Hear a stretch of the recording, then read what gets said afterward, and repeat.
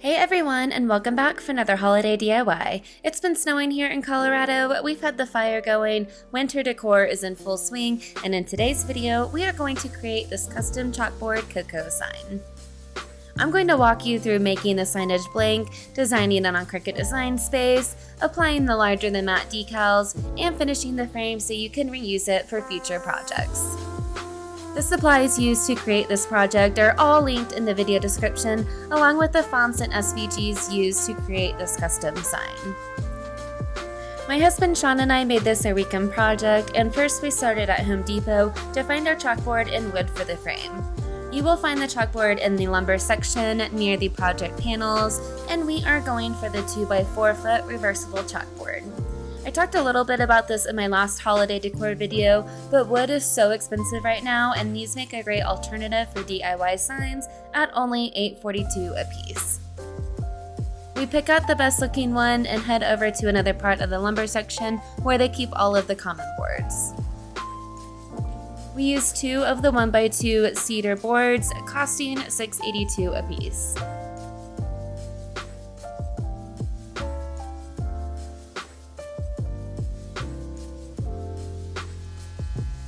Now we are back home, and we are going to use our router to route out a 1/4 inch wide and a 1/2 inch deep. This is to create a lip for the chalkboard to fit snugly inside. We then give the pieces a quick sand with an orbital sander.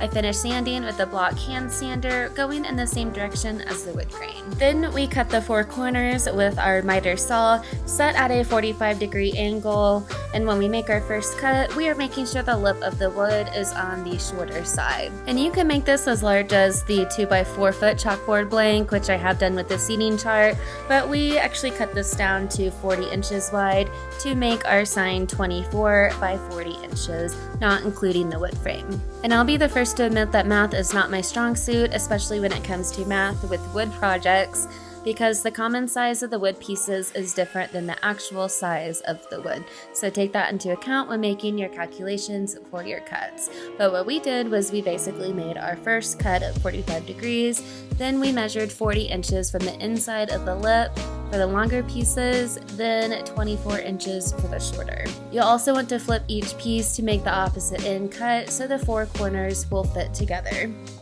We cut all 4 pieces, then started staining using a disposable chip brush. I tried to get away with 1 coat, so I was pretty heavy-handed with the stain, but I did end up doing 2. I stained all 4 sides and then the ends so no natural wood would show through. And after each coat, I wiped off all of the excess stain with an old rag and let it dry overnight.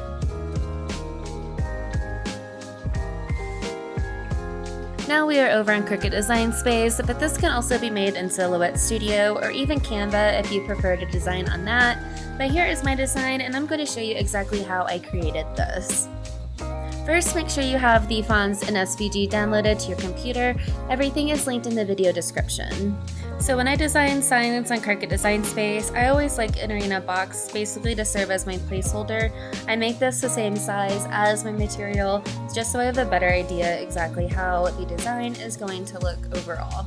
I start entering in my custom details, and for this one, the top part, we did the color blend, but the possibilities are really endless. I mean, it took me days to kind of finally figure out what I wanted to say on this sign. And I went through loads of different SVGs and graphics for the Santa and reindeer just to see what I liked the best and what fit the best in that little space. I even added the little snow myself. I kind of thought about doing it all over the sign, which I think would be a great look, but for this I kind of wanted it to look like the Santa was kicking up snow behind him.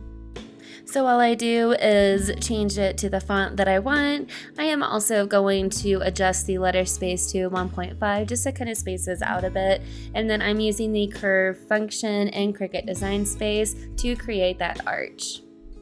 I add in my hot cocoa text, and then I am adjusting that to the font that I want as well.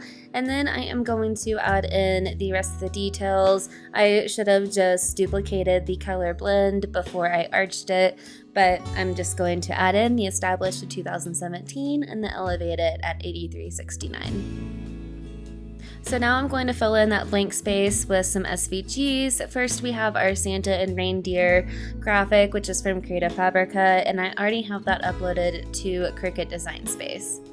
I start playing around with the sizing and location of that Santa and reindeer, just making sure not to go over the 23.5 since that is what I had maxed out for my single Cricut cut.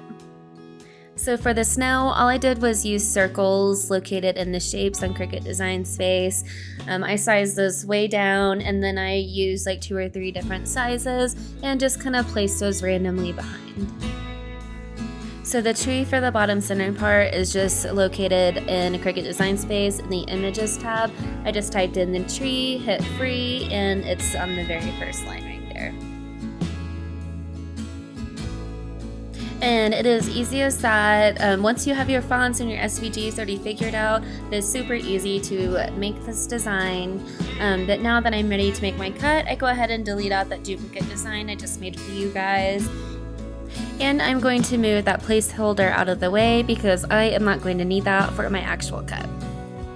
Since this is a larger than mat project, basically meaning I cannot cut this all on one large Cricut mat, I'm going to be maxed out at the 11.5 by 23.5, so I sized down my box just to see what makes the most sense for my cut.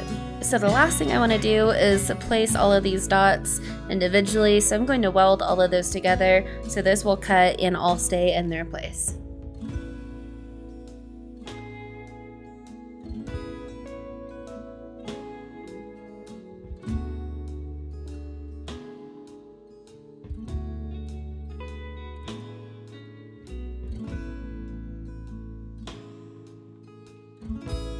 Now that all of my pieces are ready to cut, I'm just kind of checking them on the mat themselves before I make my cut to see if there's any easier way or to see if I can consolidate any of those just to save on vinyl.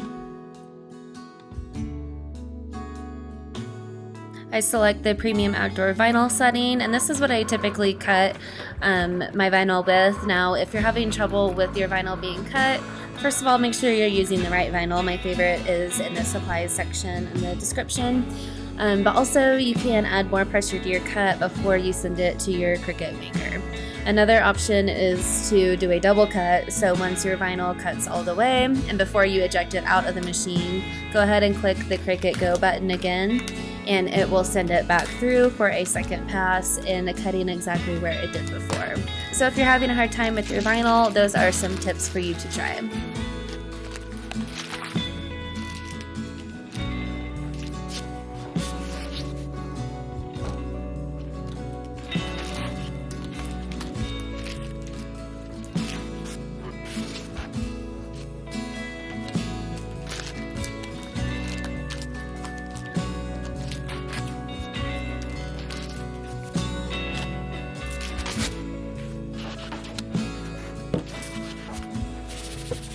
So now I got my chalkboard piece out, and I'm going to give that a really good clean. I'm just using a paper towel and water for this.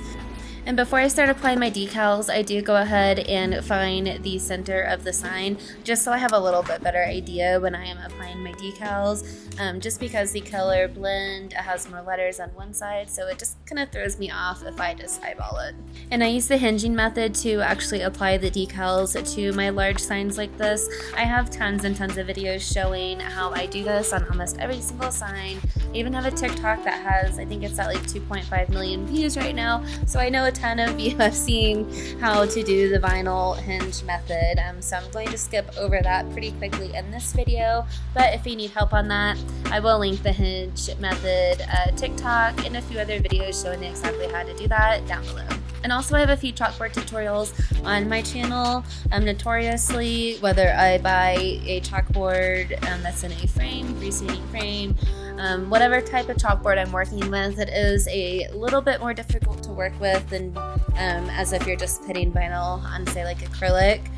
So you do have to be a little bit more careful, just taking a little bit more time to apply and then removing the transfer tape off of it.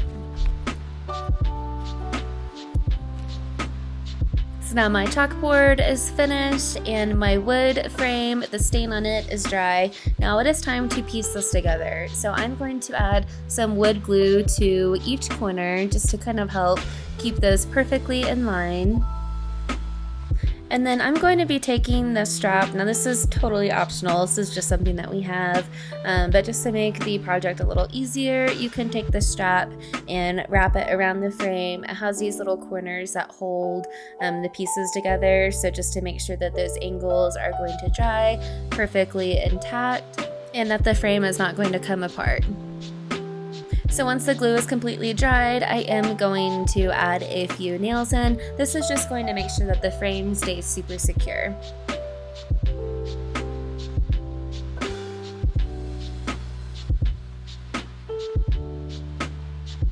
So now that our frame is ready, we can set our chalkboard down in it, and I am going to be using this fitting tool.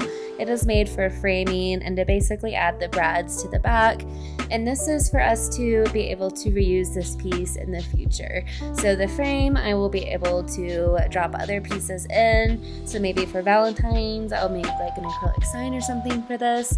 Let me know your thoughts and any ideas that you have in the comment section. Thank you so much for being here today for this DIY holiday project. Let me know any questions that you have, and I will see you again soon.